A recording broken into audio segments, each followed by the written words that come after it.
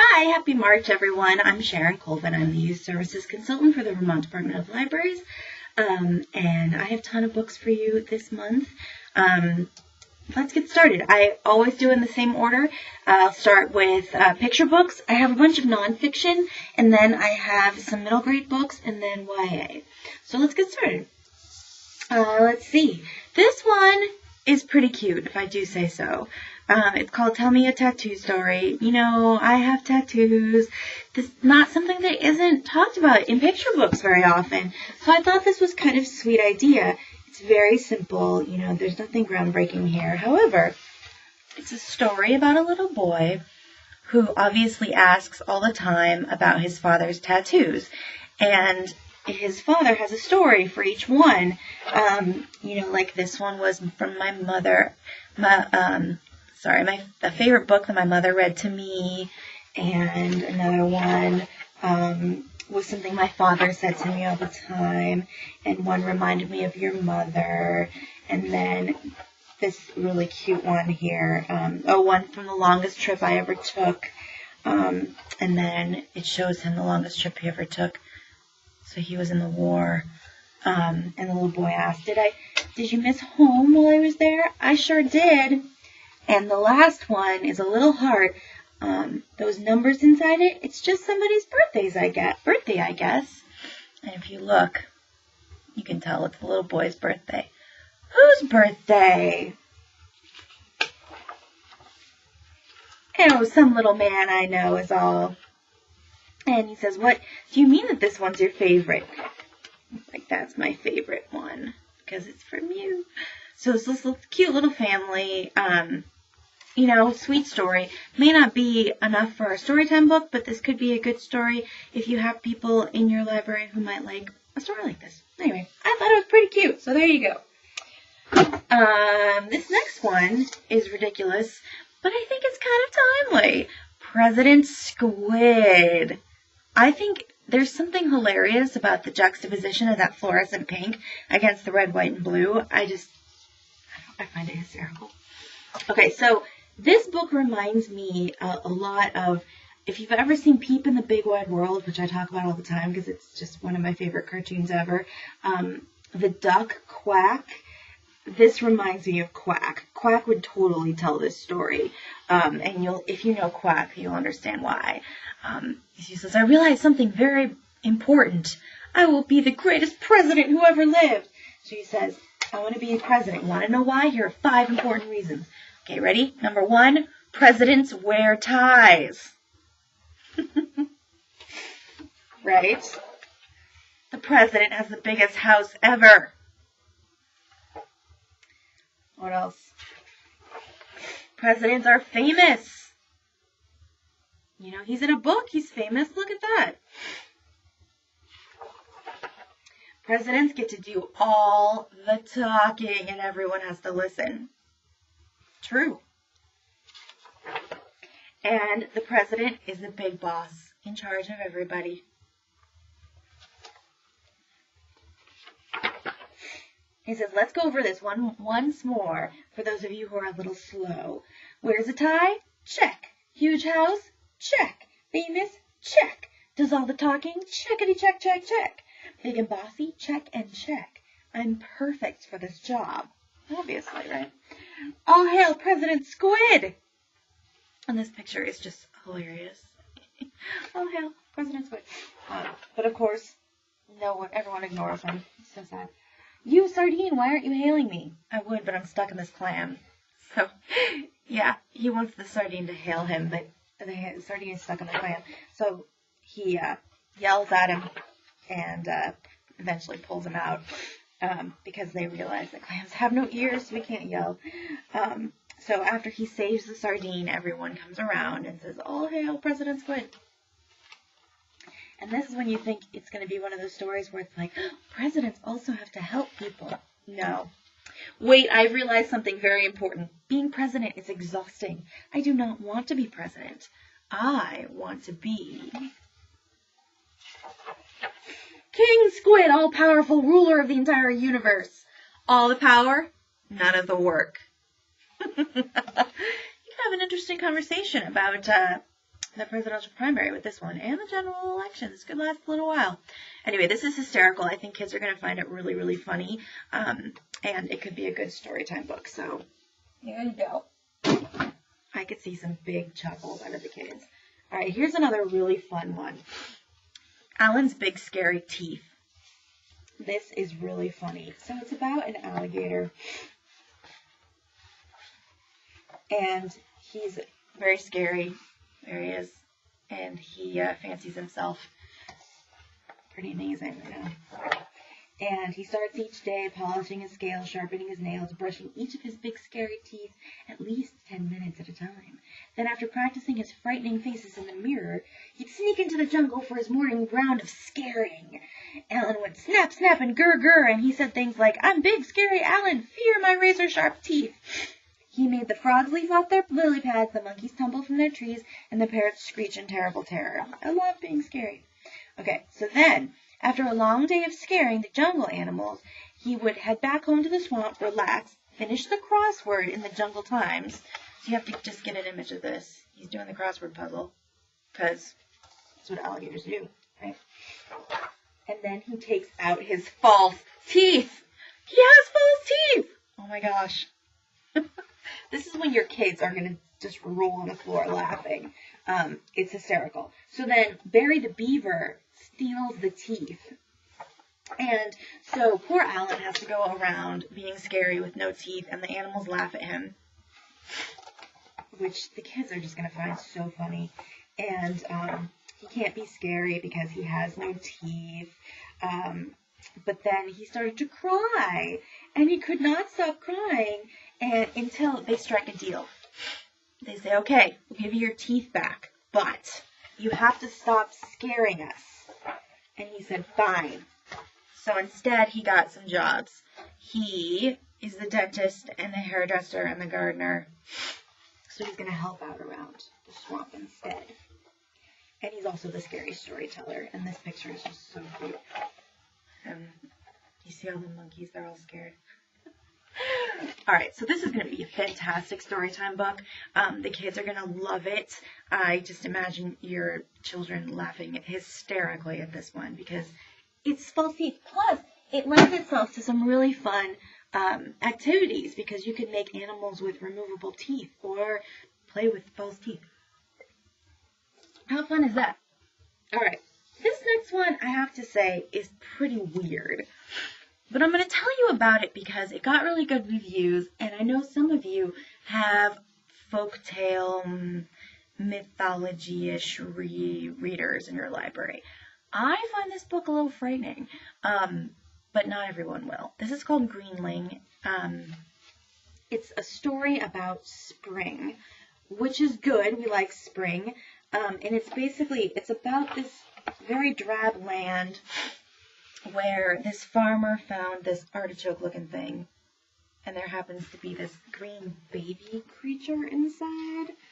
See, it's hard for me to mask my confusion with these kinds of stories. So they take this creature home and, they bury it in dirt or whatever.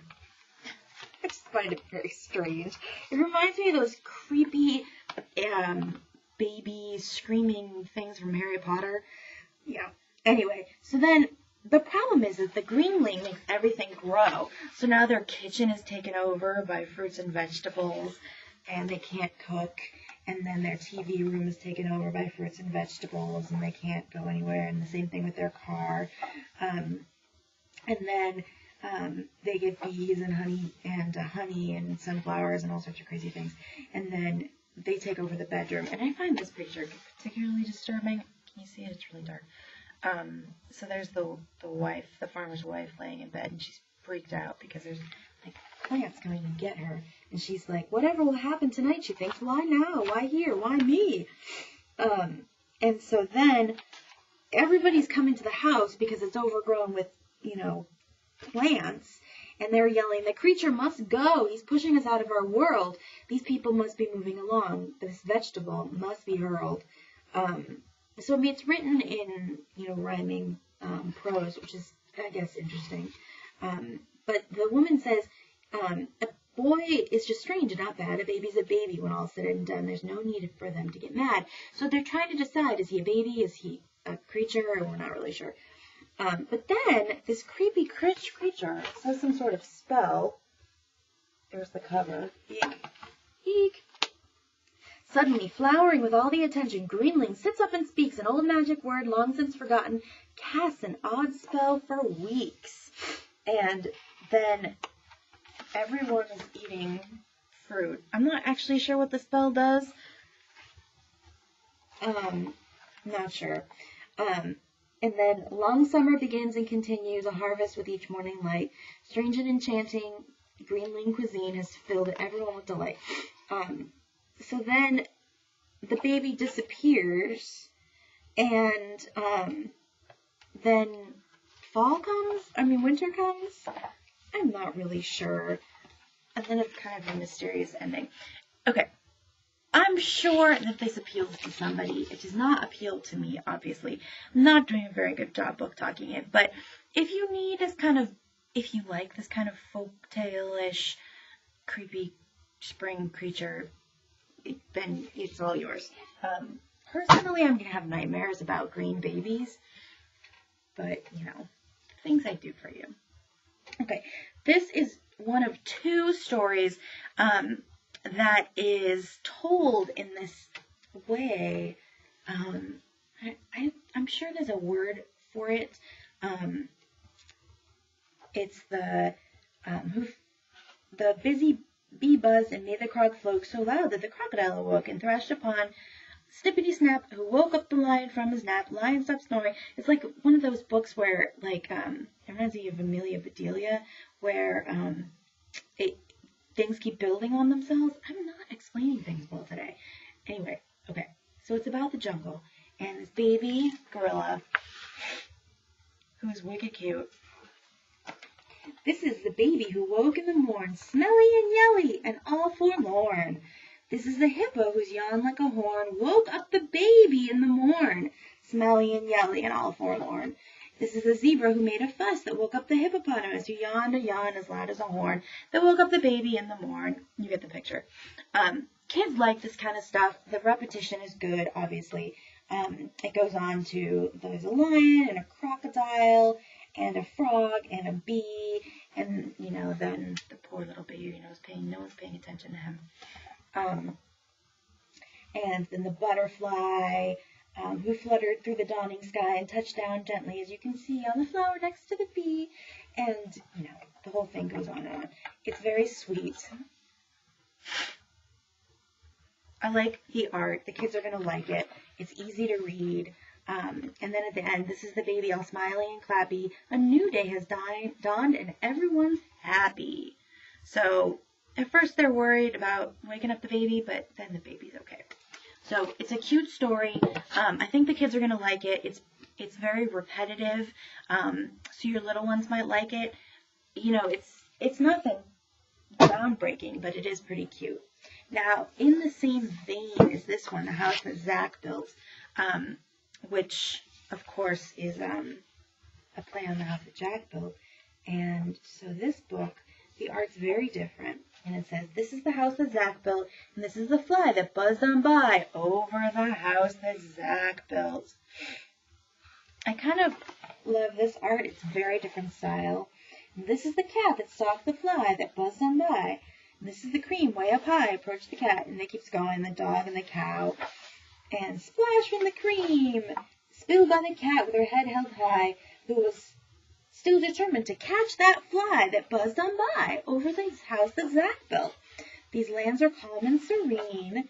Then along came the dog, all covered in cream, who raced through the farm when roused from his dream. So this one isn't quite as parallel, but it's still, every section ends with the house that Zack built. Zack looked around and gasped in alarm when he saw the mess he'd made on the farm. But Zack was smart, he knew what to do. He patted the dog, who was trusty and true. He collected more cream from Daisy, and then he herded the lambs back into their pen. With the cat in his arms, the farm felt like new. He took a deep breath, and then boom. The kids are going to really like this. I think this one might be better than the other one. Now I'm reading it.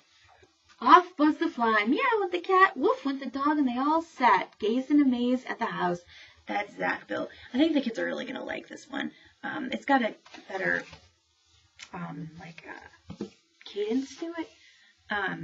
It's a good read aloud, really cute. But if you have kids who like this kind of sing-song stuff, both might be good. Okay, next is a library book. This is about a library card. This is wicked cute, and you need to buy it. Okay, so we start off with a little family of cards. So you have the tag, she's not really sure what she does, the ticket stub, the folder, and they all have jobs, except for these two over here. There's a long card and then this little short card, and they don't know what they do. They haven't been assigned jobs yet. So then they get the mail, and they get their special letters assigning them their jobs. And it says, Dear LC, that's his name, congratulations, you're a birthday card. Your training starts tomorrow. So obviously they get mixed up. He gets sent to birthday card training, and the birthday cards get sent to library card training. So he thinks he's a birthday card, which is hysterical. And he learns how to do, happy birthday, which is hysterical too.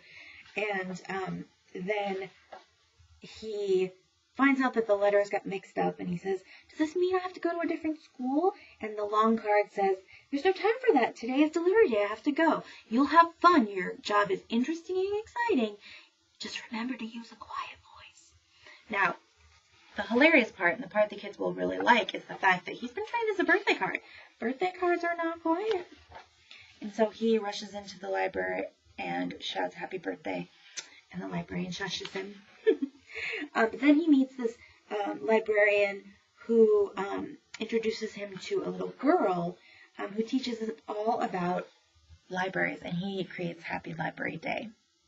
So this could be a really good story to read on National Library Day, or a holiday that you make up. He talks a lot about the library was filled with things to do. There were games to play. There were snacks to eat. Cookies are always better after a story. Lots of room for decorating. There's a rainbow of books. I like that it's not just books and story time. There's other things happening there. And she finds a book about planets that she's really excited about. And then they sing some songs because, he's trained as a happy birthday card. And then he learns about checking out books. And then he says, it's too bad that Library Day only happens once a year. And she points to the hour sign and says, no, it happens 6 days a week. And he gets really excited. So this book is really cute. I would highly recommend it. I think your kids are really going to love it. And so they decide to have a party for the librarian whose birthday is the next day. And he wants to invite his friend, who is a real birthday card. So this book is adorable. I think your kids are going to love it. Really good story time book, and just, I think, good for a celebration. Plus, how often do they write storybooks about library cards? Awesome. All right, this one, Tiger and Badger, is a really fun friendship story. I really like the art. This tiger looks a lot like Hobbes from Calvin and Hobbes. So they're best friends, right? And the art is fun. He's like, you're my best friend. I'm your best friend. And then they get into a little spat.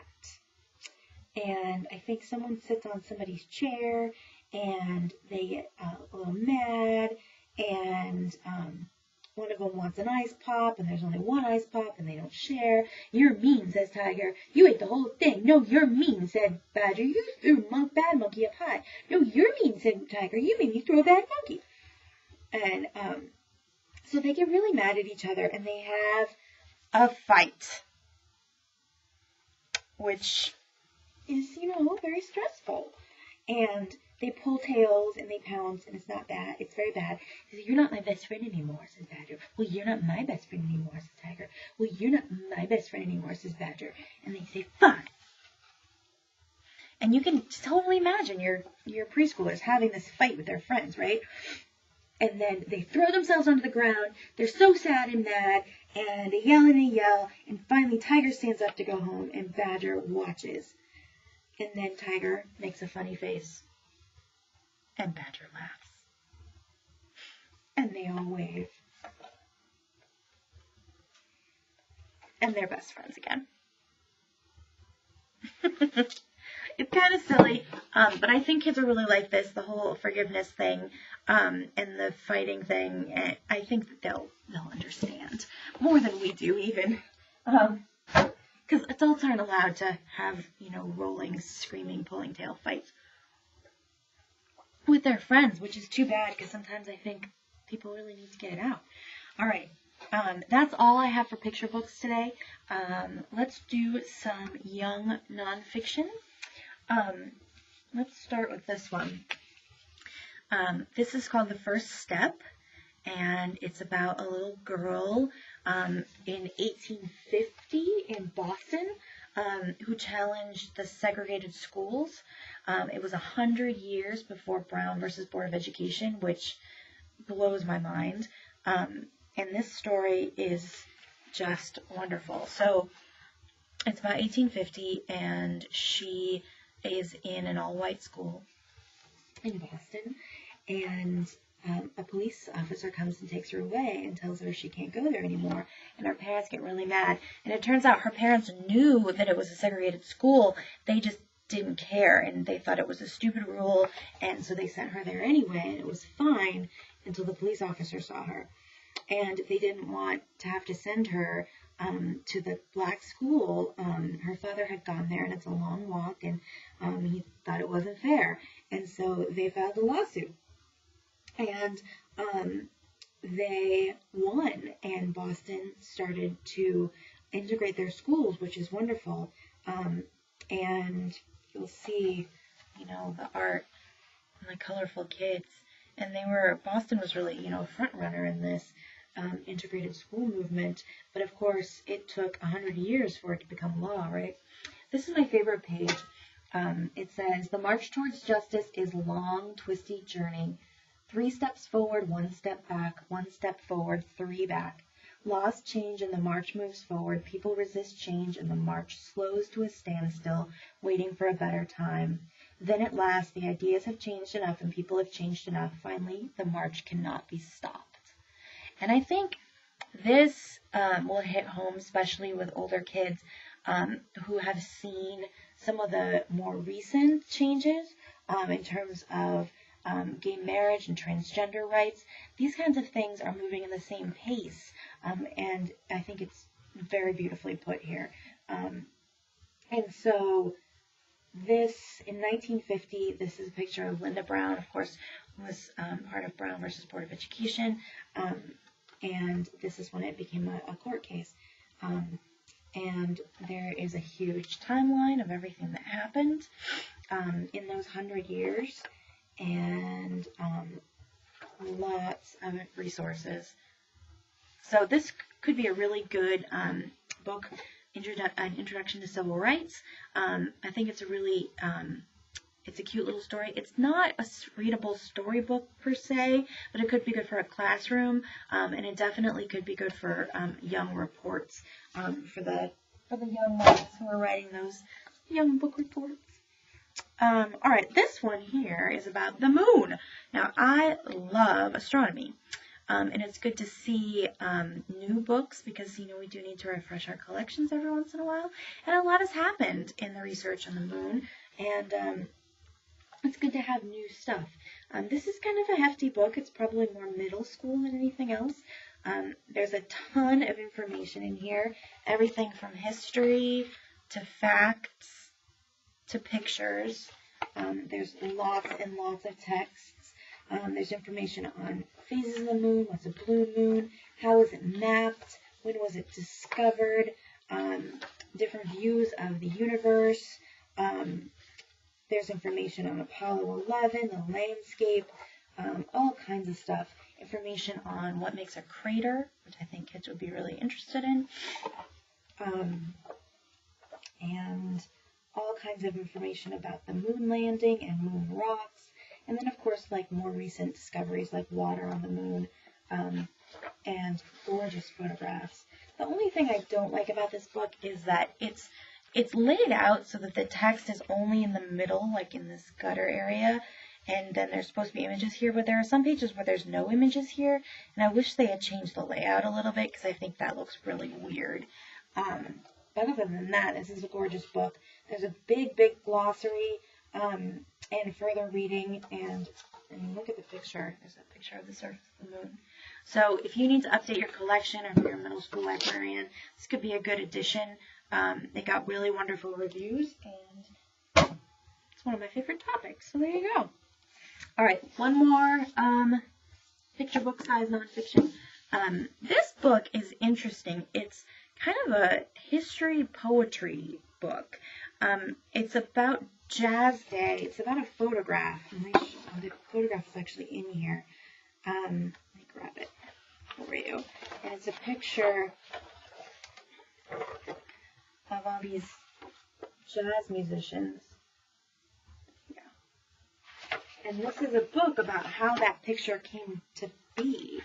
And it's 1958. And Esquire magazine wanted to do a special issue about American jazz, and they sent out a graphic designer to do this, but he didn't have a camera and he didn't know how to gather people. So we went to Harlem and just kind of sang around and tried to gather people. And it was really, it's presented in this poetry and art. So there's different poems. So this could be good for a poetry unit. It could be good for history. And, it's about how to get people together, and there are kids in the pictures, you can see, and how they ended up there, who was late, what did they wear, all kinds of information. And then in the end, there's a big author's note, and then there's little biographies of each of the people who are there. And there are some big names in this picture. Count Basie was there, Roy Eldridge, Duke Ellington, Dizzy Gillespie, so many people in this picture, and I think that even the kids today would know some of these names, which I think, could be of interest. There's a bunch of information on Harlem, bibliography, further reading. It's short, obviously it's a poetry book, but it's an obscure piece of history, but I think it could be of interest to kids. It's definitely not a big commitment, so, it's up to you. Now I have two kind of heftier books. This one I think could be interesting to all of our Vermont librarians. This is The Story of Seeds.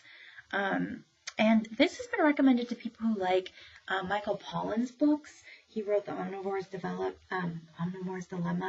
and his most recent one's called Cooked. And there's a mini-series on Netflix on it if you like stuff like that. I do. And so this book is about, it's called From Mendel's Garden to Your Plate, and how there's more of less to eat around the world.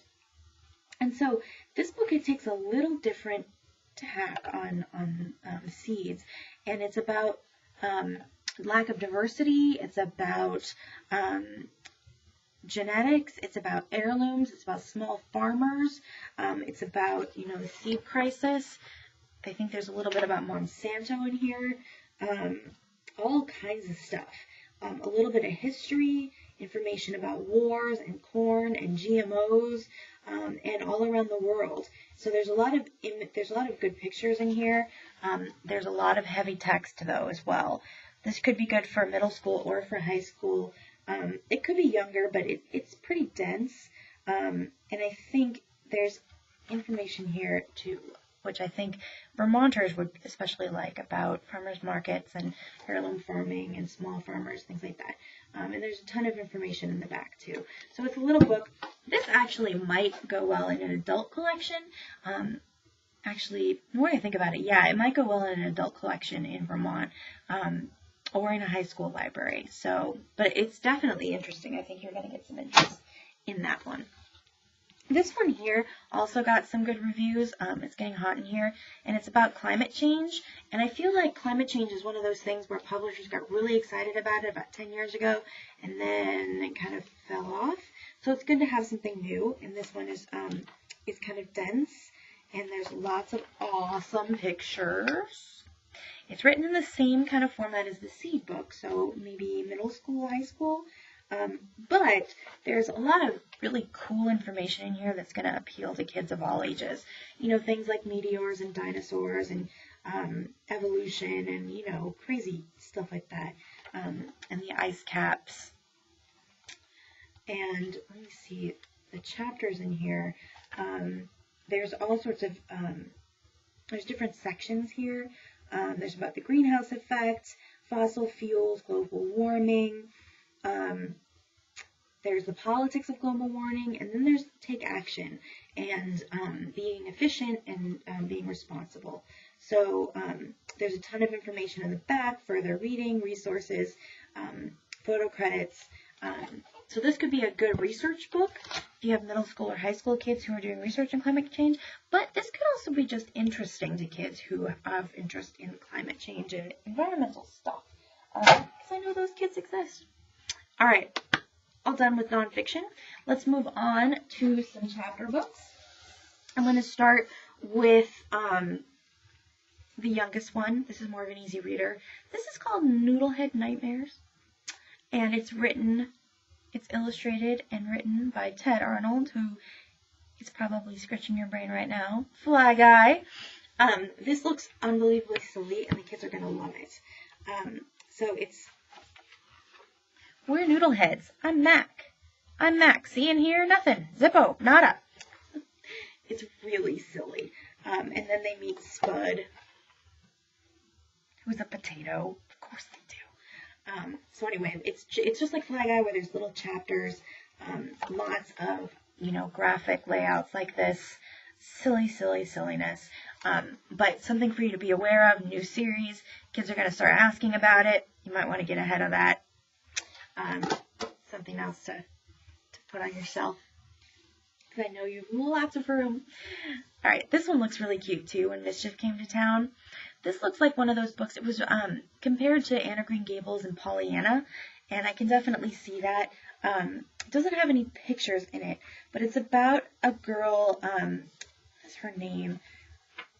Inga, and she goes to Denmark, and it's a very stern place, and her grandmother is very serious, and Inga's not, and she brings all sorts of mischief and laughter, and of course that brings happiness to everyone, and maybe that's what they needed. So you can see a little bit of Pollyanna, Anne of Green Gables goofiness there. You know, they're better off with the mischief and to laugh and whatever. Anyway, it got good reviews. This one's a little darker, but it's still young. Lizzie and the Lost Baby. This takes place during World War II. I think it's in England, and she's 10, and Hitler has started bombing the English countryside, and so this is told in alternating perspectives, which I think is really interesting. It's Lizzie, and who's an English girl, and then who's the other kid? I don't remember. He's Elijah, and he's a gypsy. And so, of course, gypsies were not loved by the Nazis, so he's going to have a very different perspective. But this is a very young book. You can tell, big words. It's short, and so they become friends, but of course, that is troubling in this time. It's 174 pages, so pretty short. And then they find a lost baby out in the field, and they have to decide what to do with it. So it's about this friendship, it's about racism, it's about this war, but it's presented in a young level. So if you have kids who are interested in World War II or the Nazis, this could be a good book for that young level. All right. You know I love cats. I love orange cats especially. This is an adventure book. It looks awesome. It's one of those animal stories, and it's the 9 Lives of Jacob Tibbs, and this is about a cat who lives on a pirate ship. And so he belongs to a little girl named, I'm not going to remember her name, and he was a runt. Nobody wanted him, and so she takes him. Her father takes him on his ship, and maybe it's not a pirate ship. I might have made that up. Anyway, he has adventures. So he goes on the ship, and I'm sorry, I'm losing my mind today. He lives on the ship, and his daughter convinces him that having a cat on board would be good luck. And so he goes into this boat, and it's told from his perspective, and he has all kinds of adventures. They describe it as from his first bumbling days below deck, battling the despicable long-tailed rats that scurry in the darkness, Jacob learns how to be a true ship's cat. Along the way, he will face loss, despair, brave thunderous storms at sea, face down a mutiny, survive on a desert island, and above all, navigate the tricky water of shipboard life and loyalties. It looks fabulous, doesn't it? Your kids are going to love this. Good adventure goodness. We love that kind of stuff. All right, moving on to a little bit older. This is a compilation. It's a collection of short stories called The Tyranny of Petticoats. And if you look at the subtitle up here, it's stories of belles, bank robbers, and other badass girls. So you're probably already thinking of some of your girls who will love to read this. It spans several decades. It starts in several centuries. Starts in the 1700s and then goes all the way up to 1968. And these authors are awesome. Take a look at some of these names. There's Marie Lou, Kekla Magoon. There's just some really great names in here. Marissa Meyer, people that, the kids are going to recognize. And each of them has taken a different part of history. So there's stories about the Black Panther, about Bonnie and Clyde, all kinds of stuff. Got really, really wonderful reviews. So if you have kids who like these kinds of collections, this could be a good choice for you. All right. Getting to a little bit darker. This is more middle school. This book looks really interesting. It's a different kind of story. It's called Lottery Boy, and it's about a boy. His name is Bully, which is a terrible name.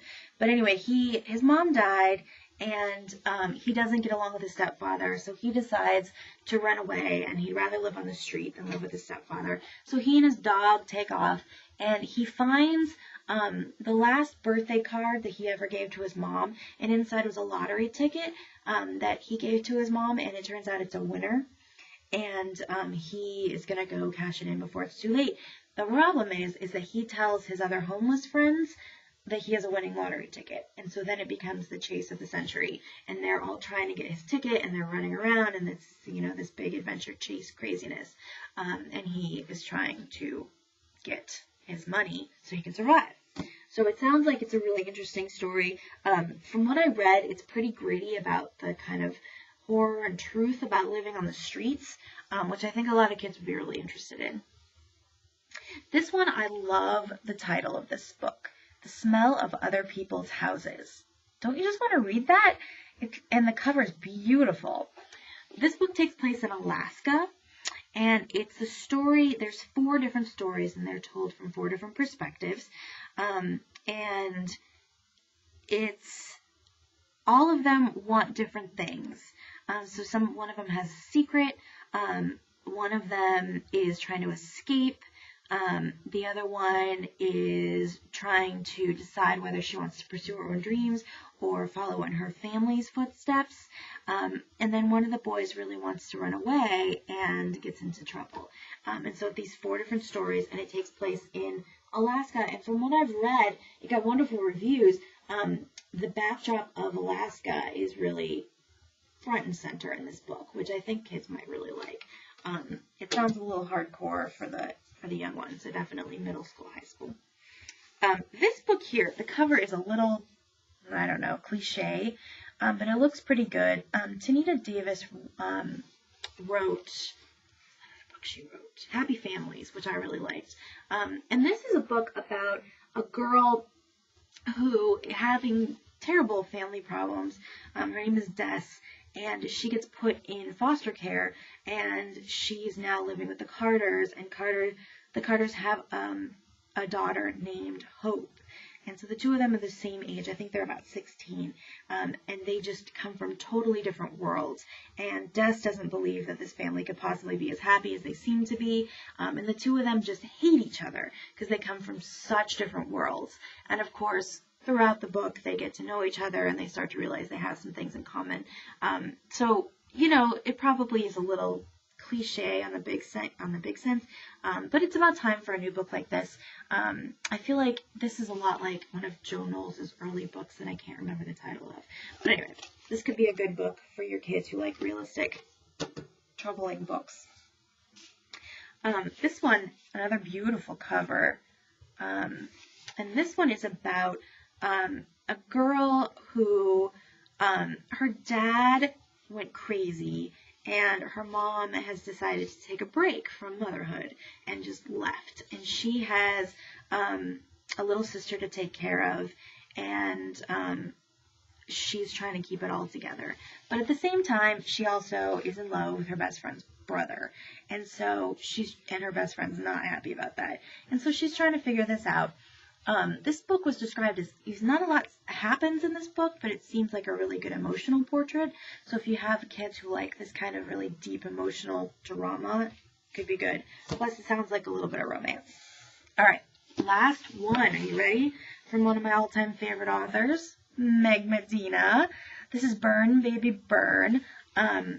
This looks fantastic. It takes place in the summer of 1977, which happens to be the year I was born, and it takes place in New York. And if you know anything about history, which I didn't, surprisingly, 1977 is a rough year. That's the year of, is it Son of Sam? Yeah, Son of Sam, the murderer who starts shooting people randomly, which was a little less normal back then, unfortunately. More fortunately, and there was a big blackout, and there's a whole lot of arson going on, and it's a lot of chaos happening in New York, and at the same time, she's having drama with her brother and her mother, and they're having trouble making the rent, and there's all sorts of craziness going on. So this seems like one of those books where everything's about to explode. It is probably going to be wildly popular with your teenagers. From what I've read, they're saying it's historical. I can't believe I'm historical now. But to the point where kids are going to want to know more about what happened in the 70s, not that it's going to turn them off, which we like to hear, right? All right. That's all I have this month. It was a lot. This is my contact information. If there's anything that I should be reading or things that you recommend, please let me know. I'm happy to take requests. And don't forget that in this video, if you click See More, there will be a list of all the titles that I talked about today. And if you click on the author or the producer, it's Vermont LIB. If you click on that, you can get to our channel, which is basically a list of all the videos that we've done as the Department of Libraries. Most of them are mine, and you can find my other videos. You can also find them by going to libraries.vermont.gov, clicking on Services for Libraries, Children and Teen, and then from there you want to go to either the toolkit or to resources. You want to find the collection resources.